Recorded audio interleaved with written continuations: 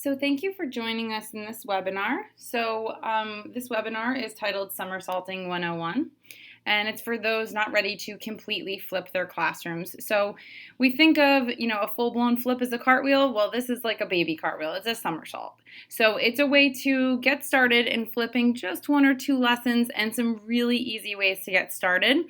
If you are joining us live for the webinar, you can go ahead and use the question box or the chat box to share any questions with those in the group and with myself, and I will be happy to answer those questions at the conclusion of the presentation. A little bit about me. I am the Supervisor of Instructional Technology at Park Ridge Junior Senior High School in Bergen County, New Jersey. Previously, I was a K-12 technology coach in Vernon schools. Here's my contact information. I would be happy to answer any of your email questions after the presentation has ended. I'd also be happy to give you advice and help you troubleshoot with anything you see within this webinar today. So there's my email address, and that is current. Also my Twitter handle at TinaTechNJ if you are a tweeter. So let's go ahead and get started. This is a very new and upcoming and trending pedagogical method. And basically, here's what we're going to cover. Now, don't flip out. Okay, that's my sort of little funny joke I have here because I know it's very overwhelming to think about not only relinquishing some of the attention and being a teacher-centered room, but sort of taking some of the accountability off of you and putting that onto the student. So here's sort of what we're going to talk about today. First, we're going to talk about the concept of flipping a lesson. And I'm not even going to say flipping a classroom. We're just going to start small and say flipping a lesson. Then we're going to talk about reasons why you should flip a lesson. Obviously, there are many benefits because many people are already doing this. Platforms for which you can flip a lesson. So I'll give you some easy ways. And if we do have time, I will show you ways you can make your own lessons. So that's a little bit more involved, front-loaded, cumbersome, but it's sort of for those of you that are looking for sort of an extra challenge. So starting off with the actual definition of a flipped lesson or a flipped classroom.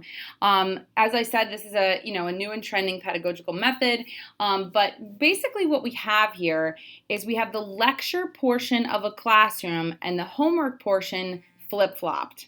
So as you can see on the left here, excuse me, we have a traditional classroom setting where a teacher is administering information or a lecture or disseminating some sort of concept or skill within the classroom itself. So students are sitting through some sort of lecture, they go home and they attempt to practice that skill or apply it during homework activities.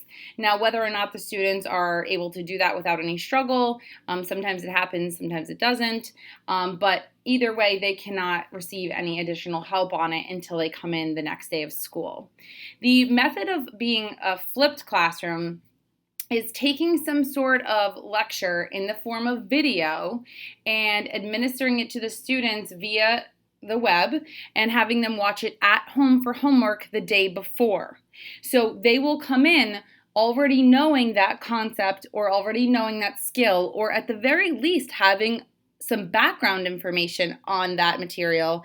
And then when they actually come into the classroom, they have the opportunity to then build on that skill. They can do pair share activities, they can do application techniques, they can look at some real world problems involving that concept. They can start to create some sort of media based on those skills. So, I mean, there are several reasons why the flipped classroom is becoming so popular. So we're going to talk about some of the benefits of flipping.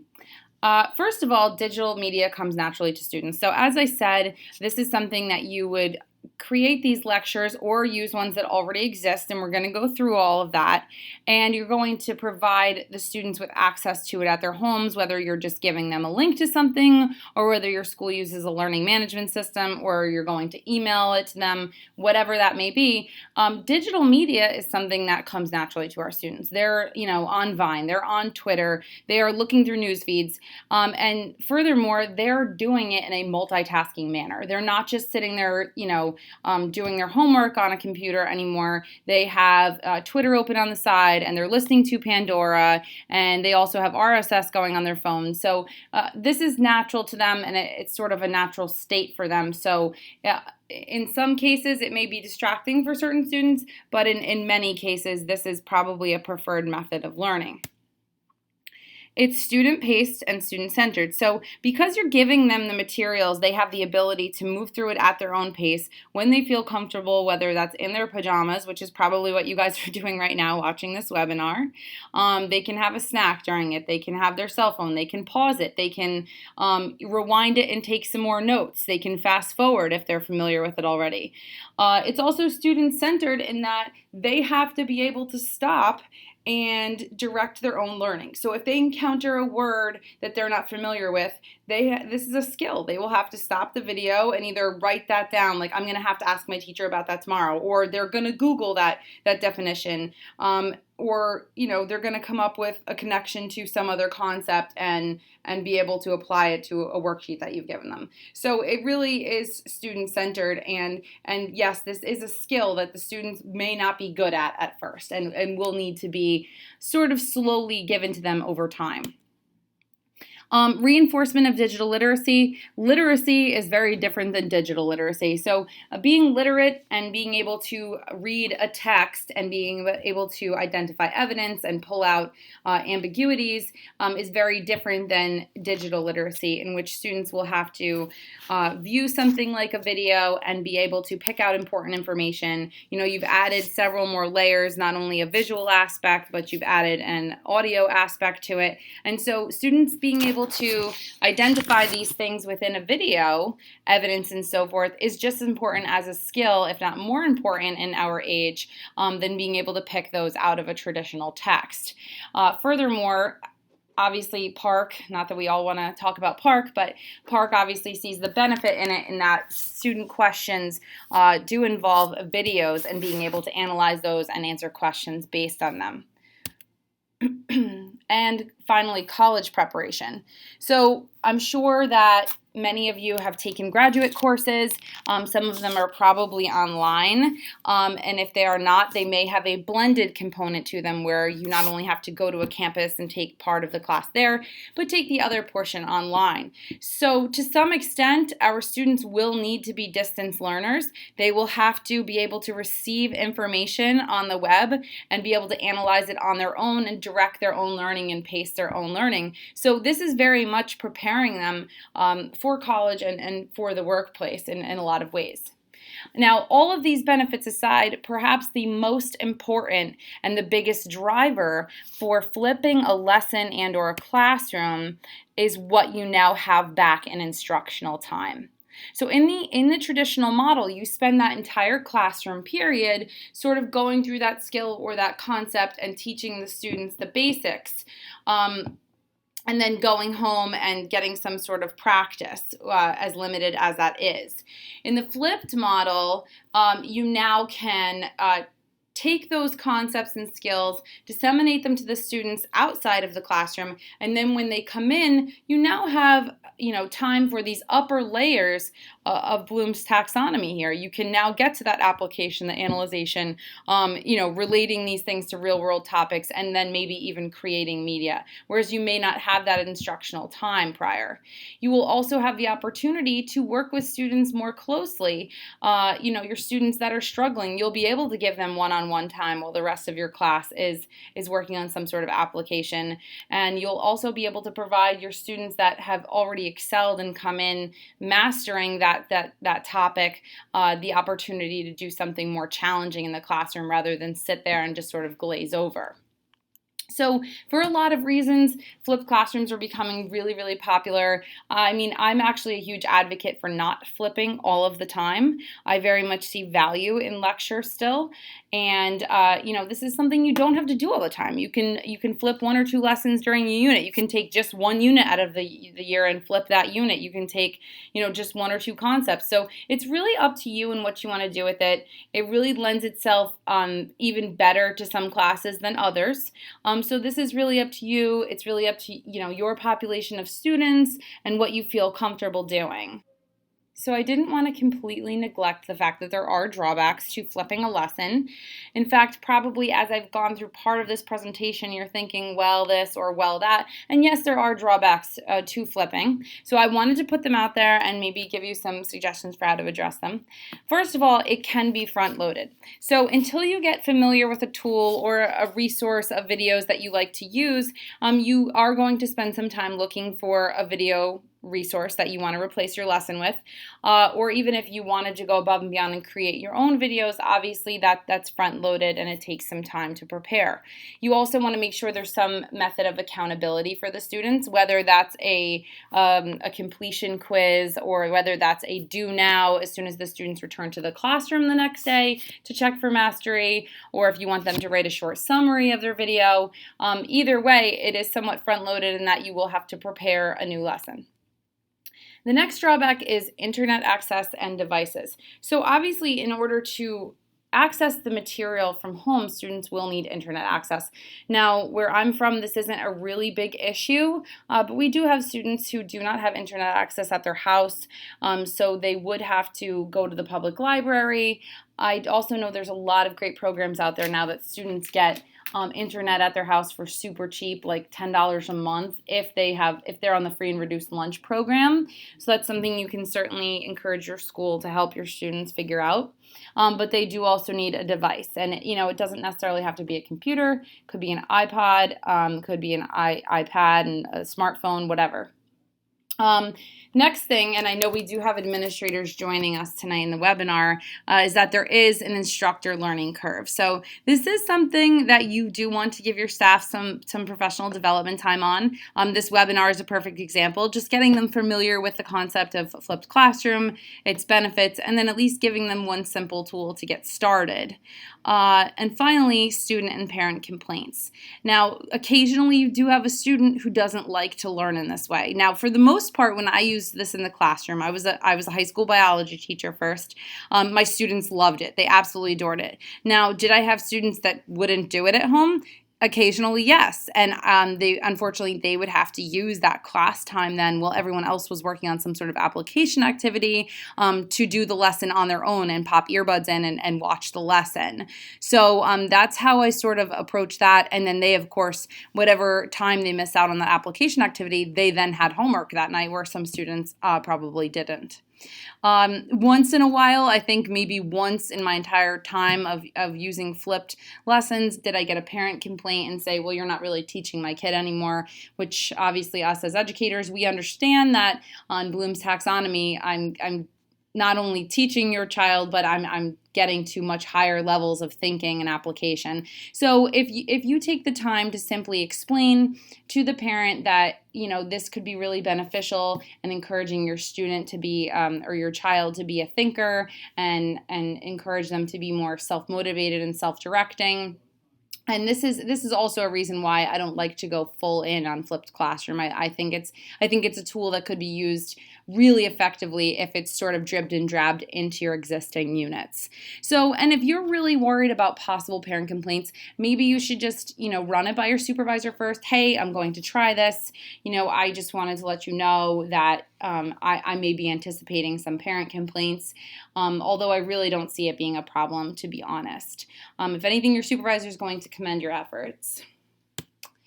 So models for flipping, I get this question, a lot. What's the proper way to do this? So, A, B, C, or A, C, B, or, there's really no correct way to flip your lesson. I have teachers that provide their students with a video, and like I said, they have some sort of completion quiz. I have teachers that provide their students with a video, and then they come in, their students do a do now on it, and then they simply move on. I have actually elementary school teachers that flip their lesson, but flip it in the school. So they actually set up centers in their classroom, and they'll be able to work individually with a couple students at a center. There'll be maybe another center where students are doing something constructive on their own, and then the third or fourth center will be a flip center. And students will literally log on to computers in that center or station, watch the video, and sort of direct themselves through the lesson, and then move on to the next station afterwards. So there's lots of ways you can flip. It doesn't necessarily have to, be the exact way that someone else is doing it. There's lots of great ways to flip, and they're all correct. It's all a different pedagogical approach that's going to encourage all of these great benefits. So how do I get started? So the tool I'm going to show you today is a wonderful tool for a beginning flipper. In fact, even an advanced flipper, because there really is a lot of great tools here. It's totally free. It's totally easy to use. And most importantly, it does not require you to create your own videos, which is the possibility of this being largely front-loaded. So I'm going to go ahead and show you now a website called EdPuzzle.com. Okay, so this video will show you how to use EdPuzzle. And as I stated, EdPuzzle is a wonderful tool for flipping the classroom. It takes video resources that already exist online and allows you to manipulate them and personalize them, make them your own, especially for your population of students. So the website is edpuzzle.com. That's EdPuzzle.com. This is a free resource. It is absolutely not paid. You don't need to petition your school to get you an account or anything like that. From the main screen, you're going to go ahead and click Login and Teacher. Now, one of the nicest parts about EdPuzzle is that you don't need to create a new account. You can actually just use your Google account. I know you probably all have Google accounts to go ahead and log in. So no separate need to register or anything like that. You don't need to click sign up. You can just click login with Google. If you have multiple Google accounts, this screen will pop up and ask you to choose an account. So if you've never logged in before, after you click your account, it may say something like, do you allow EdPuzzle to use your account? And in that case, you would just click allow. Once you're logged into EdPuzzle, your screen is probably going to look something like this. It's going to kick you to a My Classes screen. So this is sort of your landing page. I'm going to show you how to set up classes later on. Right now, we're just going to go straight to My Content. There's a button up here that says My Content. And now I already have a bunch of videos I've created in here. They're not even organized in folders yet, but I will show you that feature as well. Right now we're going to delve right into how you create one of these video lessons. So if you click on this Create button and then hover down to New Video. Okay, and now as you can see, we have over here all of the best video resources online. We've got YouTube, Khan Academy, LearnZillion, National Geographic. Okay, I'm sure at some point in your travels, you've used at least one of these awesome resources. So the nice thing is EdPuzzle pulls them all together, takes out all of those advertisements and all of the need for students to navigate to them and pulls them all into one spot. So let's say you want to do a lesson on mitosis. So I used to teach biology. So we're going to click in mitosis and I'm going to hit enter to search. So right now it's going to give me search results for all of these video resources. It's going to pull anything from Crash Course, anything from Numberphile, anything from National Geographic, and really put them all in one spot for me to look at all at once, which is really invaluable in and of itself. So if I scroll down, I can see all these great videos on mitosis. But let's say, I really want a Khan Academy video. My kids really seem to, respond well to that, and I want a Khan Academy one. So if I click on Khan Academy, now it's only showing me Khan Academy videos that have to do with mitosis. So you can either search all these resources at once or just one. So from here, you can sort of browse through the videos. It is loading more, so there's lots out there, as you can see. But let's say I just, I click on this first one. And you can even preview it right from here. You don't have to even leave to go to the website. You can just preview it right from here. So I'll click play. In a previous video, we talked about interphase, which is the bulk of a cell's life. All right, and let's say that I find this video and I'm like, all right, this is perfect. It's exactly what I need for my students. I can click on this use it button. If it's not what I'm looking for, I can just X out of it and search for a new video. But let's say it's perfect. I'm going to use it. So what this does is it grabs that video and launches this editing screen. This editing screen has 4 very important components along the top here, as you can see. We have crop, audio track, audio notes, and quizzes. So I'm going to go through each step and show you what they are. And they're in this timeline for a reason. They actually do have to be completed in chronological order like that. But it walks you through it really, really easily. So the first one is exactly what it sounds like. It's a crop tool. It lets you take any of these videos from any of these great resources and crop it. So I know that you've all encountered some video at some point in time that you're like, wow, this is really great, except I don't need the first minute, and I definitely don't need this 30 seconds at the end. So this will allow you to actually take the video. There's 2 red slider bars here now, and I can actually slide this forward, and you can see my time going across the bottom there, to whatever point in the video that you want. So if, let's say, well, obviously you have to watch it first and make sure that this is, where you want to sort of leave off with your students. The nuclear membrane. You're like, okay, that's perfect for where I want to start. And if you don't need, all of this, I can actually take that in. And now only this portion of the video would be shown to my students. Okay, this, 2 minutes, give or take. So what you cannot do is you can't crop like chunks out of the middle. So you can only crop off the beginning and end, and that's the limitation there. So, and this is very much like Google in that it's saving automatically. So if you look up here, it says saved a few seconds ago. It's saving my work as I go, but if I go like this and start making edits, it will, that'll go away and come back. If you're paranoid and you really feel like you need to hit save, you can of course hit save over here, and it's saving into your EdPuzzle library. So, and which is nice, and it's what you saw a few minutes ago, and you can certainly organize that into folders as well. So let's say you're done cropping. You're like, I'm good. You don't even have to crop if you like the whole video. Now you can click on the next step, which is audio track. So I'm clicking on audio track. All right, so now as you can see, it even took away those cropped portions. There's, that beginning and end are gone. We're down to only 2 minutes and 54 seconds where it was like 12 minutes before. So audio track is interesting. This is something that is really valuable for elementary school. Or even foreign languages is cool too. So this allows you to take whatever audio track was on the video and add your own if you want. So where I probably wouldn't use that often, some teachers maybe if they want to better explain it to their students, they want to explain it in their own words. Maybe the narrator has like a super thick accent or talks really, really fast.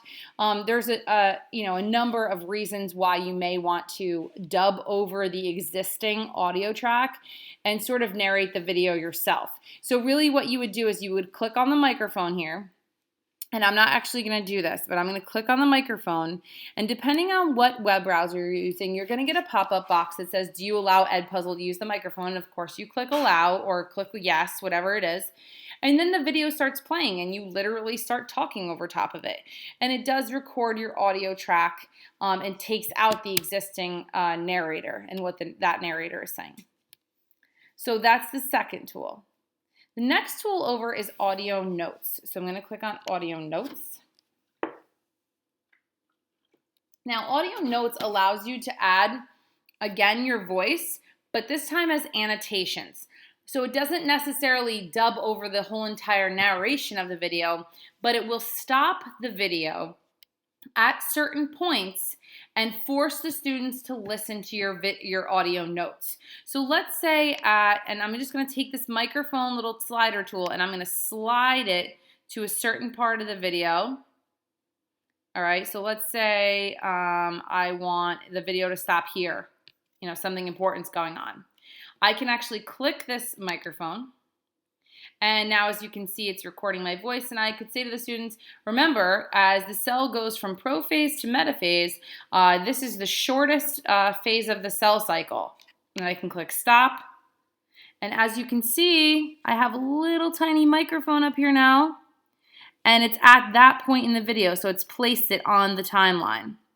Now I can go forward a little bit more and say, I can stop the video and say, okay, notice that here the DNA is coiling and the sister chromatids are forming. Stop. And it's added another audio note. So when your students actually watch this video, what's going to happen is it stops the video and they will get a little tiny box over here that says listen to a video note from your teacher. They will be forced to listen to it before they can go forward. Now, what they can do is they can take their slider bar and rewind the video as much as they want, but they won't be able to drag it forward and skip past your questions and audio notes. And this is this is designed sort of park-like, because in the park, they will be able to rewind it as many times as they want.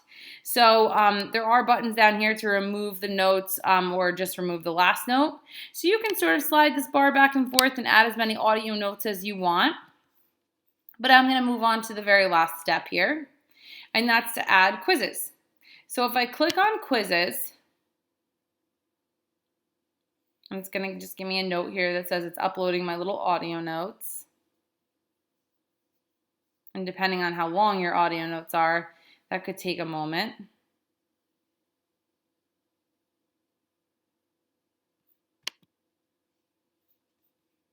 All right, I'm just going to remove the notes because I don't really want to wait for them to upload. So I'm going to click on quizzes.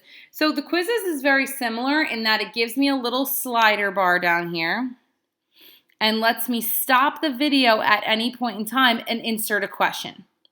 So if I wanted, let's say, for it to stop right here, and I want to ask the students a question, I can stop the slider bar, click on the question mark, and it allows me to insert a question. So there are three options. One, this first option, this is an open-ended question. So I could say, oops, sorry about that. So I could say, what phase of mitosis is the cell in now? Okay, and I can click save. And that will actually see it put a little question up here. Again, it will force the students to stop at that point in the video, answer the question before they move on. They will be able to rewind but not fast forward past the question. So I can always come back in here and edit the question. I can delete it. I'm going to go back to edit just to show you that there are some more features in here, especially for those of you that are math teachers or need to add a diagram or something like that. There are those options here as well. So you can actually add an image to the question, which is a really nice feature. So if you want to add a follow-up question, what did I just do? Oops.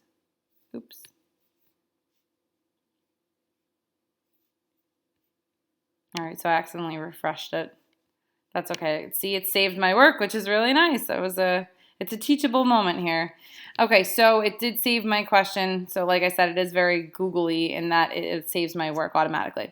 So let's put it at another point in the video, and I'm going to click the question bar again to show you the other question types. So let's say I wanted to stop here.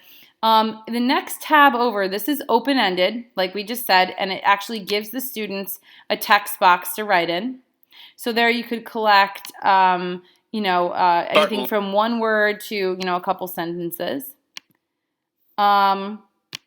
This one is multiple choice. So if I want to say, what type of molecule is DNA? And then I can write choices down here. I can say protein, amino acid, and I can add answers.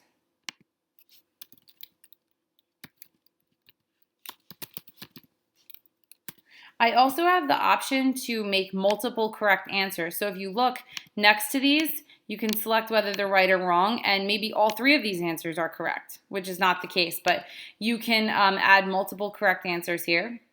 Again, you can add an image to that question if you want, and you have those same editing options. So I'm going to click Save.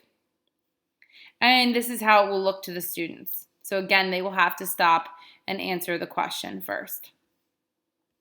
And finally, the third type of question you can add, let me click this question one more time, is this third one over is a little speech balloon.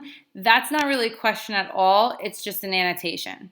So if you want the video to have to stop there and you to add some sort of text like, please pause the video here and draw a quick diagram in your notes, or remember we talked about cancer in class. This is the phase of cell division that goes wrong during cancer cells or something like that. You can add any sort of notation and make them stop and listen to it first. So when you are finished, you've cropped, you've added your audio notes, if you wanted, dubbed over the audio track, and you've added any sort of questions, you now have a video and you've turned it into a lesson. You've personalized it for your students, you've added your own personal touch, and you've added some sort of accountability in that they're answering questions and being able to pick out important information. So if you click on Finish, it actually brings you to a class assignment screen. So I'm not going to do that. I'm going to click Save. And now I'm going to click back out to EdPuzzle here. If I click on the logo, it brings me back to the main screen because I want to show you where that went. So now if I click on the My Content button, there's the mitosis video I just created. Now from here, there's a couple cool options. And as you can see, you sort of have these icons now in the video. So see how some of them have the red scissor, some of them have the green question mark. So you can see which tools I've used to edit these. So this one has crop and question. This one has crop, question, and audio notes. So this one has no edits at all. I'm just assigning a video to watch. So you can see which ones I've personalized and to what extent. So this is kind of cool. If I click on the video here, there is a button for sharing. So if I click share, I can actually click on share with anyone. And what's really nice is I can take this video or this link and I can email it to any of my colleagues.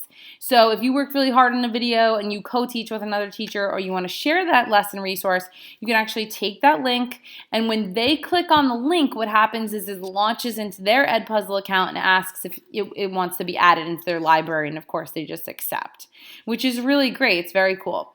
You can also embed it if you like to use a website or a Schoology page. But the easiest way to share these videos with your students is to assign them into classes. So now we're going to hop over to that class button, My Classes. And this is very easy. There's no need to load a student roster. There's no need to set up usernames and passwords. Don't worry about all that. It's very easy. Okay, over here you have the left-hand column. It says My Classes. You can just click Add Class. And let's just name a class. Let's say I'm going to teach a Earth Science class and hit Enter.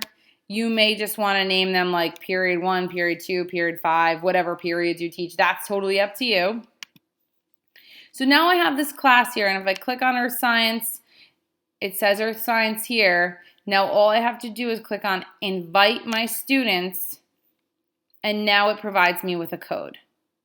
I can now take that code and either write it on the board or, put it on if they have Schoology pages or whatever. And now when they go to edpuzzle.com, they click log in as students and it says you have a class code. Now they can just enter the class code and it plops them right into your class. Easy peasy. They don't have to do anything. So as the students aggregate in your class, it'll say, see how these all say 0? It'll start to say how many students have piled up in that class. So it's very easy to invite them. They sign themselves up. When they sign in, they can also use their Google accounts, which is something they're going to be comfortable and familiar with, and they won't have to deal with another username and password, which is a win-win. So now I'm going to go back to my content, and I'm going to click. There's a couple things you could do here. You could click on this little check mark, or you could click on the video itself. It doesn't really matter. And I'm going to click Assign/Share again. But this time, under the Assign to a Class button, okay, I'm going to choose my Earth Science class. I'm going to put a check. You can also assign it to multiple classes at once. There are a couple options down here too. I would always keep the prevent skipping button highlighted, and that's what we talked about. That prevents students from taking the slider bar and progressing fast forwarding in the video, making it look like they watched the whole thing when they really just fast forwarded. You can also connect a due date to this, which is nice because when they log into EdPuzzle, it'll actually, if you've given them multiple video resources to watch as assignments, they'll see which ones are due first and when. So you can select a due date for them. So I'll just say it's due tomorrow. And then I click send. So now when the students log in, as you can see, This is very similar to their screen. They log in and they see Earth Science class, what do I have due? And the nice thing is if they have multiple teachers using this, they don't need multiple accounts. They can just connect themselves to multiple classes via multiple class codes. Now, as students log in and watch the videos and progress their way through it by answering questions and watching it, you will see a percent completed over here of the class, and you will be able to see which students have progressed and how far through the assignment. So you will be able to very easily check it for accountability. Or I actually have teachers that use this live in class, and we'll just open this up and just assign a lesson for the kids to watch in class, and we'll actually watch the students live completing it and working their way through it. So one more thing I want to share with you before I sign off here. I'm going to just go back to my content one more time. I wanted to show you one more little feature. I'm going to click on one of my video lessons here, and there is a button here that says duplicate. So I'm going to click duplicate. And now I have two of the exact same video. So as you can see, it kept my crops and it kept my questions. So why would I want to do that? Well, let's say that I went through and bothered to crop it. I went through and bothered to add questions and this and that. But now my, my resource or collaborative teacher wants to go through and edit those questions or modify them or add some additional annotations. Now I can share this copy with them, and I can say, mitosis modified, or something like that. In the reverse direction, let's say I went through this whole thing and made it perfect for my general ed students, but then I have one honors class that I wanted to go through and either take some of the annotations out, or I wanted to add some more challenging questions in there. I can do that as well. So that's a nice feature of EdPuzzle as well. So that's sort of EdPuzzle in a nutshell. It's very easy to use. It's very simple. I hope that you guys consider flipping a lesson. Again, don't feel like you have to delve all the way in when flipping your classroom. Try one or two lessons here and there and see how it goes for you. And I wish you guys the best of luck. Again, my email is Tina Bacolas. That's TINABACOLAS @parkridge.k12.nj.us, and I'd be happy to help you if you run into any issues with this. Thank you guys, and good luck.